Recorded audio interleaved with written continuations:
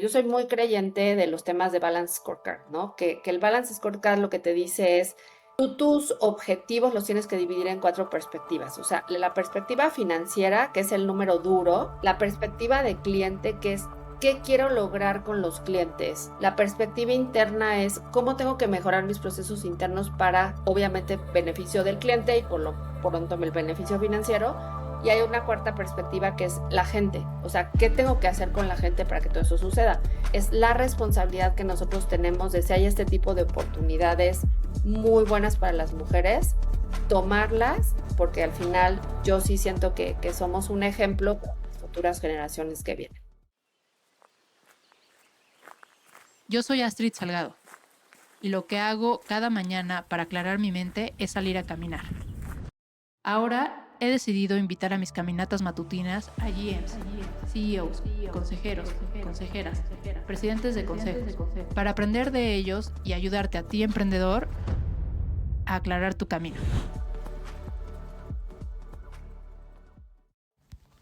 Bienvenidos a Morning Walks, el espacio entre emprendedores y líderes de diferentes industrias. Pues tal como se los prometí, estoy muy contenta porque este episodio es uno de los más pedidos y la invitada es espectacular. Platiqué con Ángela Gómez y para quienes no la conocen les voy a contar un poco de ella. Ángela fue la primera presidenta de SAP México en 2021, empresa en la cual tuvo muchos roles durante sus 20 años de carrera. También fue Chief Innovation Officer en el Palacio de Hierro y presidenta para Latinoamérica en Safilo Group. Ángela es reconocida por Forbes como una de las mujeres más influyentes del país y actualmente es consejera en Grupo Herdes, Banco Compartamos y Mendel, entre otros. Yo sabía que Ángela era un referente en procesos comerciales en grandes empresas, pero yo creo que lo que hace a este episodio sumamente valioso es su cercanía a startups, porque sus respuestas son sumamente agudas y aterrizadas.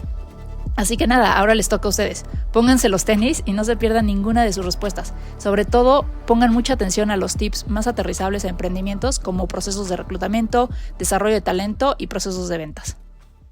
Ángela, muchas gracias por estar en este episodio de Morning Walks. Estoy muy contenta que estés aquí. Como te decía, ya me estaba saboreando esta plática desde hace mucho, por razones profesionales, sobre todo porque estoy en un punto en el que estoy ayudando a muchos emprendedores en temas de posiciones comerciales y es algo nuevo para mí. Entonces, feliz de que tú estés aquí. No, muchas gracias, Astrid. Feliz de estar aquí y bueno, ya también tenía ganas de estar acá. Ya escuché algunos de tus episodios, así que encantada. Gracias por la invitación. Perfecto. Oye, pues mira, cuando yo empecé en esto hace como 12 años, me acuerdo, no sé si ubicas, a lo mejor te suena Male Mejido en Conferry, me dijo, si tienes posiciones comerciales, hay gente muy buena en SAP. Y yo con eso me quedé y porque sabía que si tenía que buscar a gente buena, ahí tenía que ir y había como un semillero de talento. Entonces, tú llegaste a ser presidenta de SAP y tengo mucha curiosidad de saber tu trayectoria y sobre todo cuando ya llegaste a temas comerciales que si tienes unas anécdotas que nos puedas contar de cómo te fue, cuál fue tu mayor cliente, qué fue todo lo que viviste detrás y tus mayores aprendizajes, me encantaría empezar como por una anécdota. Claro.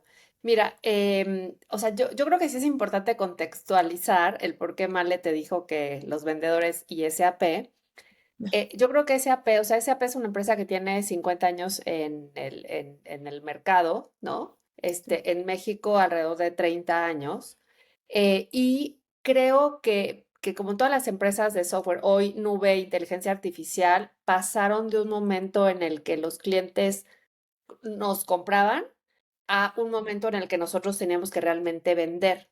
Entonces, es muy curioso como el rol del vendedor de pronto, o sea, al principio se vuelve, en, oye, es que tenemos tanta demanda, que tenemos que organizarnos bien para poderla cubrir toda, y de pronto, cuando ya hay mucha más competencia, etcétera, cómo va evolucionando ese rol, ¿no? Entonces, lo que yo te diría, digo, a nivel de anécdota, creo que más que una sola anécdota, creo que son reflexiones de cuándo ha funcionado mejor el proceso de venta y yo te diría que es cuando realmente generas valor, ¿no? Quizá a lo mejor me acuerdo de uno muy significativo, una empresa de CPG, que el proceso fue, digamos, desde la venta, o sea, súper profesional, con varios competidores, o sea, fue una competición muy, muy importante. Y creo que un factor súper relevante para que ganáramos nosotros fue realmente poder entender más allá del proyecto actual, hacia dónde iba la empresa. O sea, yo creo que pudimos transmitir ese valor no solamente presente, sino futuro del por qué asociarse con una empresa como SAP. Y no solamente eso, o sea, porque yo siempre digo que hoy en día el proceso de venta no termina cuando firmas el contrato, sino realmente cuando tú ves que lo que le vendiste al cliente, ya sea un servicio, un producto, realmente se está utilizando. Entonces me acuerdo mucho que el proyecto tenía unos KPIs pues muy claros, que era mejorar el fill rate, ¿no? O sea, uno de los KPIs más importantes era mejorar el fill rate de las órdenes hacia sus clientes. Y me acuerdo que tenía unos tiempos, ¿no? A lo mejor en un mes íbamos a mejorar tanto. Y me acuerdo mucho que el director general me habló como a las 2 semanas y me dijo, Ángela, ¿qué crees? ¿Te acuerdas que nuestro objetivo era mejorar el fill rate en tantos puntos, en los próximos 3 meses? Pues llevamos 2 semanas con el sistema y ya, o sea, ya estamos ahí, ¿no? Entonces yo creo que ese es, yo te diría, proceso súper difícil de venta, es súper competitivo, lo ganamos, fuimos felices, pero creo que fui más feliz cuando el director general me habló y me dijo que en 2 semanas habían llegado al fill rate que nos habíamos puesto a lo mejor en los próximos 6 meses, ¿no? Entonces yo creo que todo se centra en generación de valor y en entender realmente las necesidades del cliente. Ya. ¿Y cómo le haces para entender esas necesidades? ¿Cómo haces tu investigación?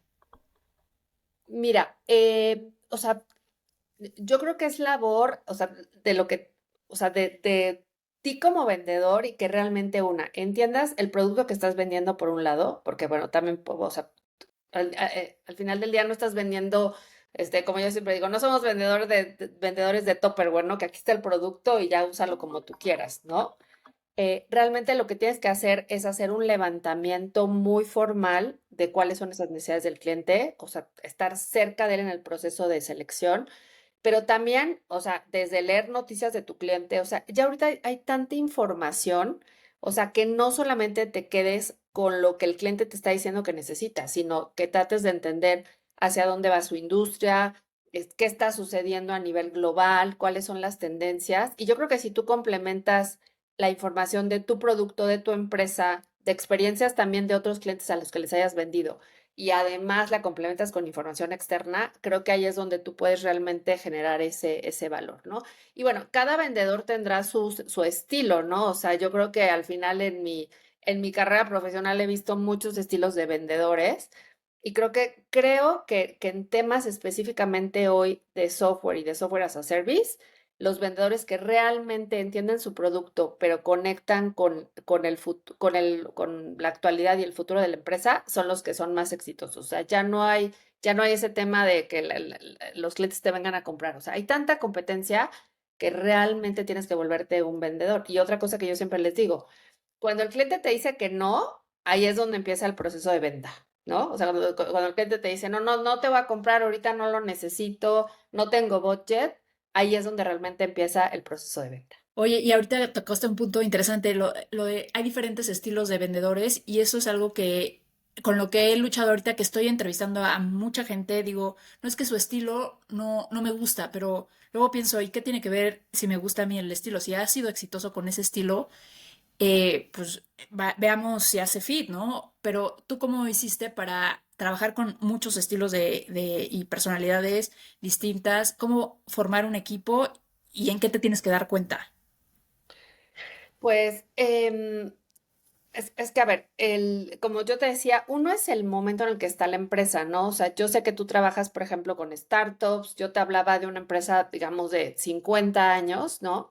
Entonces, primero tienes que ver el momento en el que está la empresa, o sea, qué tipo de vendedores necesitas, porque para mí, a lo mejor una startup son vendedores, digamos, que amen el producto, que amen el producto o el servicio que estás vendiendo, que sí estén dispuestos a abrir brecha, o sea, que realmente así, oye, llegas con un cliente y no, pues es que nunca había escuchado de ustedes, ¿no? Diferente a lo mejor o sea, sí había escuchado de SAP, experiencias buenas, malas, lo que sea. Entonces, primero, el momento de la empresa.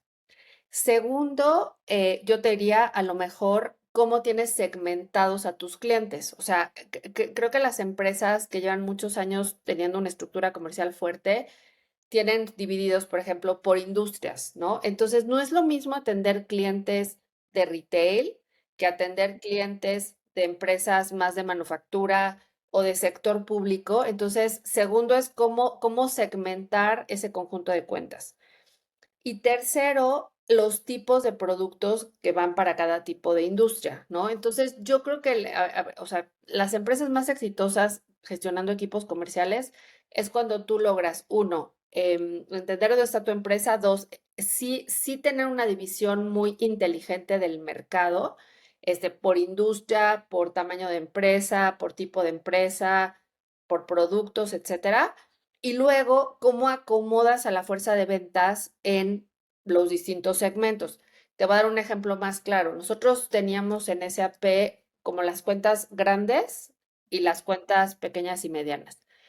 Los vendedores de las cuentas grandes tenían que ser vendedores a lo mejor más como digamos, como un customer care, o sea, como que pensar en temas a largo plazo, entender bien el momento de la empresa. Y a lo mejor para los vendedores de pequeña y mediana empresa tenían que ser como mucho más ágiles porque hay empresas que si ya se decidieron a comprar algo, es como que el dueño es el que decide. Entonces, rápida implementación, etcétera. Entonces, yo creo que sí tienes que, o sea, no es que una empresa como SAP o como Salesforce o tengan un solo tipo de vendedor. Yo creo que es mucho el momento y el segmento en el que tú pongas a los vendedores. Ok, sí, es muy interesante lo que estás diciendo.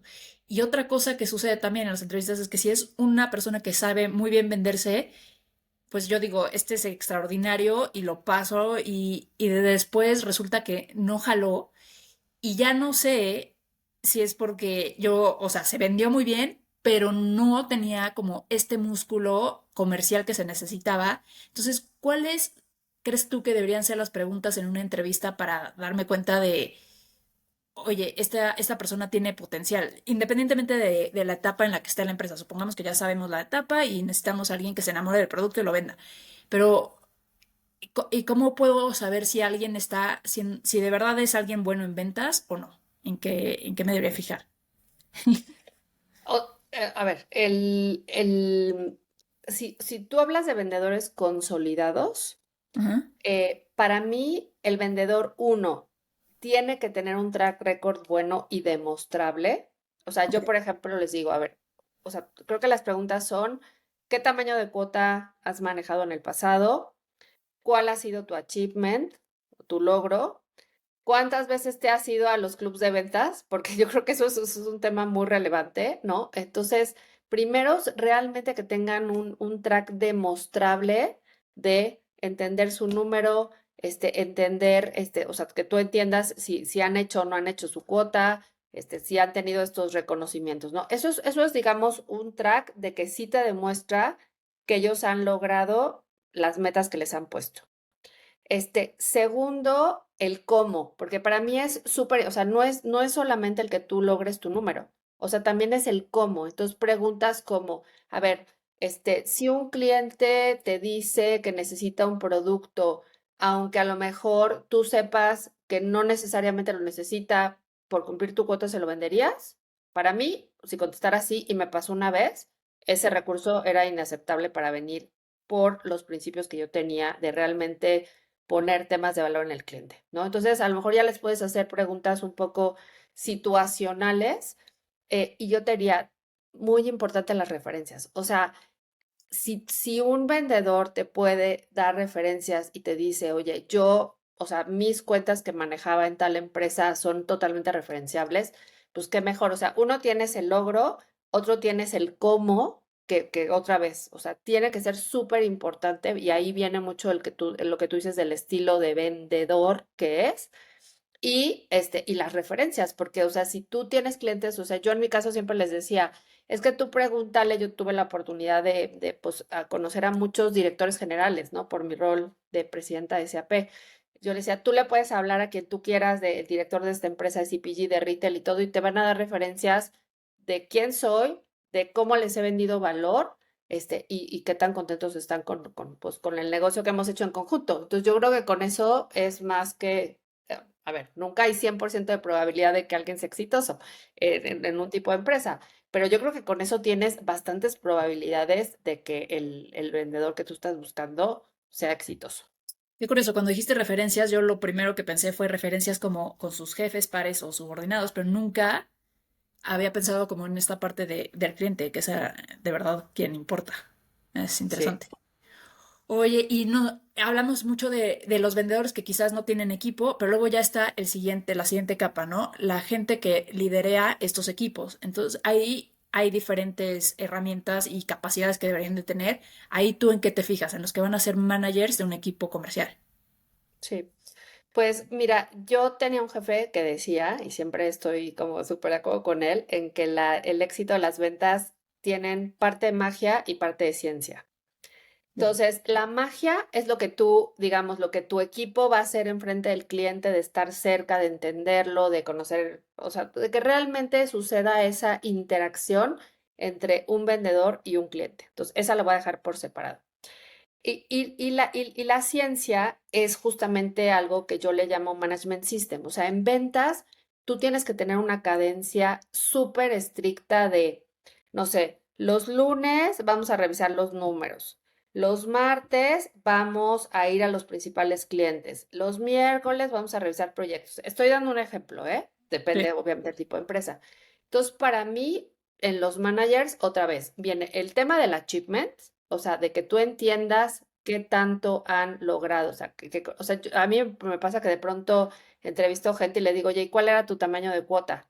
O sea, cuando un vendedor, un manager no sabe cuál era su cuota, ya desde ahí, ya para mí ya, ¿no? Entonces, lo mismo, ¿cuál era su tamaño de cuota? ¿Qué tanto achievement hizo los pasados 3 años? Si tuvo algún tipo de reconocimiento. Entonces, esa es, digamos, una parte muy hard. Segundo, entender cómo es su management system para lograr esos números, ¿no? Y ahí entra otra vez el tema del cómo, pero aquí ya no solamente el cómo lo haría él como vendedor, sino él como manager, o sea, cómo gestiona el equipo en ese management system. Y otra vez, tercero, referencias, referencias. ¿Por qué? Porque ahí entra un tema súper importante. Hay muchos managers que gestionan equipos y que no salen a la calle. Entonces, cuando tú le pides a un manager referencias, quiere decir que estuvo con su equipo, otra vez, referencias de clientes, ¿no? Sí. Que estuvo con su equipo en momentos difíciles para los clientes, en momentos cerrando un negocio, cuando el cliente a lo mejor tuvo algún tema con una implementación, etcétera, ¿no? Entonces, yo creo que las referencias de clientes son súper importantes y ahí sí yo te diría alguna referencia de subordinado. O sea, cómo te gestionaba, qué tanto. Y yo creo que los líderes, digamos, más exitosos son los que dejan hacer al equipo, pero están con ellos en los momentos críticos de una negociación. Entonces, yo te doy, digamos, total libertad para gestionar a tu cliente, pero sí tengo esos pequeños checkpoints y sobre todo en momentos críticos de cierre. Oye, pues mil gracias por esto. Estoy completamente consciente que aparte es para mi propio beneficio, pero a lo mejor hay, bueno, más bien creo que hay muchas personas que se pueden estar haciendo estas mismas preguntas. Diálogo entre dos mundos, el espacio que une a los emprendedores con líderes de industrias consolidadas. Pero ahorita me gustaría pasar a la siguiente parte del podcast, que es las preguntas que me llegaron de emprendedores para ti. Entonces, aquí te van. La primera es, ¿cómo establecer métricas y ligarlas a bonos de desempeño? Todas las empresas tienen un objetivo anual, ¿no? De crecimiento. Yo creo que hoy las empresas, o sea, yo hablo quizá a lo mejor mucho, muy cercano a startups digitales. em, Finalmente tú tienes un target de crecimiento en ventas y uno de adopción, ¿no? O sea, que realmente lo que vendiste, sobre todo ahora que vivimos en un mundo de suscripciones, que no solamente lo hayas vendido, sino que el cliente vaya a renovar porque realmente lo esté utilizando. Entonces, a mí siempre me gusta partir de las metas que queremos lograr, tanto pueden ser ventas, puede ser adquisición de nuevos clientes, puede ser renovaciones. Estoy hablando otra vez específicamente de una startup de software. Ahora, eso tú lo tienes que trasladar a decir, bueno, eso cómo lo divido en mis cuotas con el equipo comercial que va a traer nuevos negocios, pero también con el equipo que va a asegurarse, un equipo, por ejemplo, de adopción, que va a asegurarse que las soluciones se sigan utilizando. A lo mejor la cuota es más un tema de renovación, por ejemplo. Entonces, pues finalmente es cómo bajas esa cuota. Hay veces que tienes porcentajes de cobertura, ¿no? No es que si tú tienes que vender 10 y tienes 10 vendedores, le bajes uno a cada quien, a lo mejor le bajas una cuota de 1.2 a cada quien por cualquier cosa, etcétera. Pero yo creo que entre más claro el equipo de abajo, y te juro que suena muy trivial, ¿no? Que el equipo sepa cómo contribuyes al logro, es súper relevante. Y yo creo que no solamente es el tema numérico, sino, por ejemplo, yo soy muy creyente de los temas de Balance Scorecard, ¿no? Que el Balance Scorecard lo que te dice es, tú tus objetivos los tienes que dividir en cuatro perspectivas. O sea, la perspectiva financiera, que es el número duro, la perspectiva de cliente, que es qué quiero lograr con los clientes.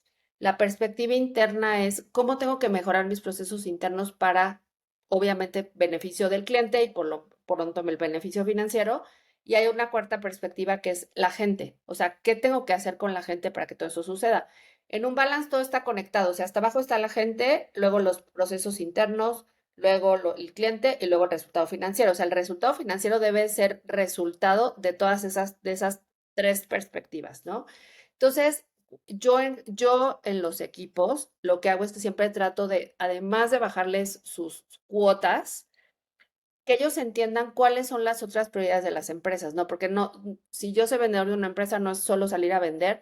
Oye, si también tengo que contribuir a optimizar nuestros procesos internos, ¿cómo le echo ganas para que te doy feedback de, oye, sabes que este proceso de facturación es muy engorroso? O entiendo por qué los clientes siempre se quejan de que nuestro proceso de pago no es sencillo. Entonces, yo creo que sí es importante y sobre todo en emprendedores, que las empresas hoy están madurando, tú le transmitas a la fuerza comercial realmente sus objetivos numéricos, pero también tu estrategia en las otras perspectivas que yo te decía. Súper importante. Gracias. Oye, ahorita me da curiosidad, ¿cómo es que estás tan ligada a temas de emprendedurismo? Yo te conocía por SAP y como consejera y ahorita hablaremos de tu nuevo rol en AXO, pero eh, ¿qué te liga? Ya, esta es curiosidad. Mira, hoy de hecho, bueno, el año pasado tuve la oportunidad de unirme al advisory board de una startup, se llama Mendel, Ah, ya. eh, de una fintech. Sí. Y además, cuando estaba yo en SAP, hay muchas startups que surgen alrededor del ecosistema de SAP.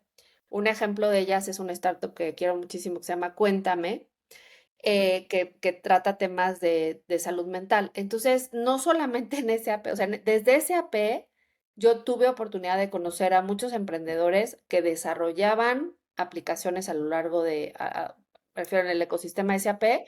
Y el año pasado estuve muy, muy cerca de muchos emprendedores que me buscaban porque yo pienso que perfiles como el mío, a los emprendedores otra vez de base tecnológica, no voy a aportarles nada en temas de su tecnología porque ellos son expertos, pero sí justamente en todos estos temas comerciales. Cómo hacer un go-to-market, que yo le llamo una ida al mercado, cómo contratar vendedores. O sea, muchas de las preguntas que tú me estás haciendo justamente fueron emprendedores que se me acercaron y me dijeron, Ángela, ayúdanos en esto, porque bueno, pues tú lideraste una empresa como SAP que tiene una fuerza comercial enorme, un producto súper maduro, etcétera. Entonces, ¿cómo mi guía podía ayudarlos a acelerar su negocio? Entonces, por eso es que he estado tan cerca de principalmente estas dos empresas que te mencioné, Mendel y Cuéntame. De hecho, Ya. también otra startup de temas de recursos humanos que se llama Intellection, que también me encanta porque es una empresa mexicana, que buen competidor de las grandes de temas de recursos humanos. Y aunque tiene más tiempo, yo siempre les digo que para mí es como una startup porque siempre están pensando cómo hacer nuevos negocios y nuevas líneas de negocio. Entonces, feliz de siempre de apoyar a estos talentos que vienen creciendo sus empresas. Ahora doblemente feliz de que seas la invitada para este tema. Oye, aquí te va la siguiente pregunta, Ángela. ¿Cuáles son las estructuras comerciales que te imaginas pueden ser las más exitosas para startups con ventas B2B? Con betas B2B, pues muy parecido a lo que yo te decía al inicio. O sea, si tú tienes una startup con ventas B2B, es que tienes que mapear perfectamente el mercado en términos de empresas, ¿no? Entonces, para mí lo más exitoso es que tú dividas. Yo creo que siempre va a haber las grandes empresas tipo las América Móvil, Grupo Salinas, o sea, esas empresas se tienen que tratar diferente. A lo mejor te tienes que poner un vendedor dedicado, le tienes que poner uno de adopción dedicado. O sea, hay todo un tema manejando esos grandes grupos. Después hay segmentos ya quizá por industria. Entonces tú dices, oye, yo tengo un segmento especializado para retail CPG o para manufactura o para telecomunicaciones o para sector público. Y un tercer segmento para mí es ya la base de la pirámide, o sea, como te decía, las empresas pequeñas y medianas o como a mí me gusta llamarles, las empresas en crecimiento. Entonces, si tú mapeas a tu universo de clientes en esos segmentos, otra vez yo te estoy dando un ejemplo, y después haces un match con cuántas personas necesito para atender ese mercado y le pones los diferentes perfiles, porque otra vez, no es lo mismo atender una cuenta digamos, si lo ves como un triángulo, del pico del triángulo o una cuenta que está debajo. Ahora, algo que regularmente las empresas que están empezando no ven es su ecosistema de partners. Yo en SAP tenía, y esto todo es información, todo lo que te estoy diciendo es información pública, 80% del negocio de las empresas grandes de tecnología, que es mi área de especialidad, se hacen vía partners, o sea, canales de venta, ¿no? O sea, incluso en Microsoft, no me sé el porcentaje, pero gran parte de su negocio lo hace por medio de canales. Entonces, es algo que creo que a veces las startups no visualizan, como que son ellos y no, yo contrato a los vendedores, yo los entreno, yo soy el que da soporte en el producto, porque claro, es como, ¿sabes? Es como su bebé, ¿no? Pero al final hay otras empresas que pueden ayudarlos a crecer potencialmente, entonces, o sea, exponencialmente. Entonces, ¿cómo le dedico tiempo a desarrollar otros canales de venta? Para que entonces no solamente dependa de si yo tengo 20 vendedores, 10 vendedores, sino cómo utilizo a otras empresas que están interesadas en mi producto, para que me ayuden y a lo mejor esas empresas ya tienen contacto con otras empresas que yo no tengo. Entonces, si te fijas con el tema de canales de venta, como que potencias el crecimiento de la empresa. Y curiosamente, no muchas startups lo ven así. Sí, yo creo que ni se les ha ocurrido. Ahorita que me dijiste, pensé, cuando algunas me las cuentan, digo, wow, qué gran idea tuvo, pero no parece como un proceso que todo el mundo tenga en cuenta para implementar. Como que si vino, fue, yo creo que en una junta, en una estrategia, pero no que sea un playbook Exacto. que podría ser. Está Sí. interesante. Está muy interesante. Oye, y si tú fueras a emprender, no, más, no, así no va a ser porque tú tienes mucha experiencia vendiendo, entonces eso no, pero los emprendedores que tienen una gran idea, creen que hay un potencial en el producto que están haciendo, pero nunca han vendido y están en etapas súper iniciales. Hablemos de un equipo, 4, 5, 6 personas. ¿Cómo sabes si no se está vendiendo o va lento porque tú no tienes las habilidades de venta o porque en realidad el producto no hace fit con las necesidades del mercado? Muy buena pregunta. Oye, y sí soy emprendedora, ¿eh? Sí, No, pero sí. ventas es lo tuyo. Sí, no, Bueno, o sea, es que al final, como ser emprendedor no está peleado con la venta, o sea, al contrario, tiene que ir como súper ligado. sí. A ver, porque te digo que soy emprendedora, o sea, y eso lo está público ahí en mi LinkedIn, yo fundé una empresa de retail en asociación con Fonart hace muchos años, como para llevar arte mexicano a otros lugares. También soy cofundadora de una startup que se llama Sustainability, que tiene que ver con cómo ayudar a los clientes a hacer que digamos, sus estrategias de sostenibilidad sean rentables. Entonces, no, claro que también. Pero a ver, es que, o sea, al final del día no hay como a ver, no hay una varita mágica para saber si realmente es el producto o somos nosotros, déjame llamarlo así, los emprendedores.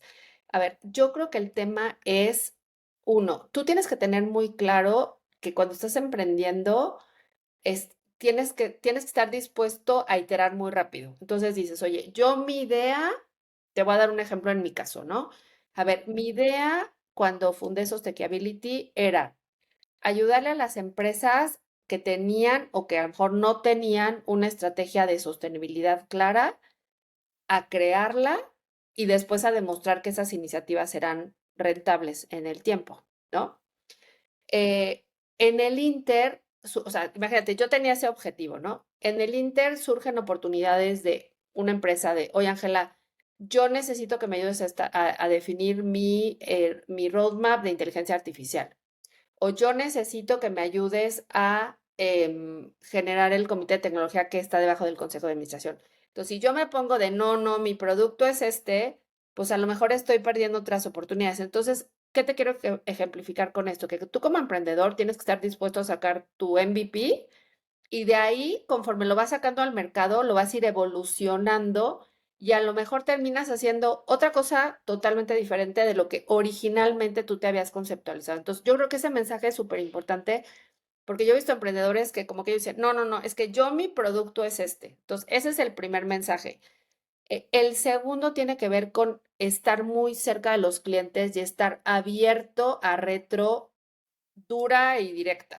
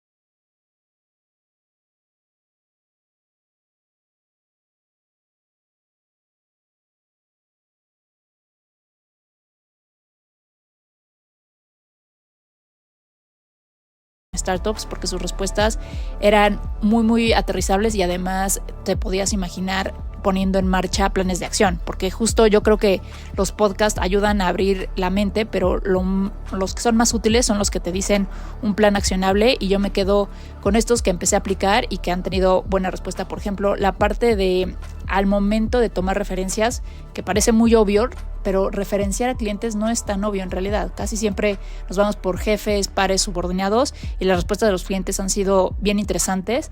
La otra que me parece muy aplicable es cuando alguien te dice que no, ahí empieza la venta en realidad. Documentar las respuestas me parece valiosísimo, y sobre todo si también necesitas iterar en algún momento, me parece muy interesante. El desarrollo de talento, por supuesto, desarrollo de canales de venta. Vale la pena reflexionar sobre si hay oportunidades ahí, y tampoco dejaría de lado la parte de traerse gente retirada. Hace poco leí un anuncio en LinkedIn sobre Kavak que estaba incorporando gente retirada y me pareció muy interesante. Además de que el video era muy emocional, creo que te deja reflexionando y además puede ser un punto de inflexión en el proceso comercial, ¿no? Se los dejo ahí como reflexión. Y nada, del próximo episodio no les puedo decir ahorita casi nada, solo confíen en mí cuando les digo que va a estar increíble, se los aseguro. Caminamos la próxima vez. Un abrazo.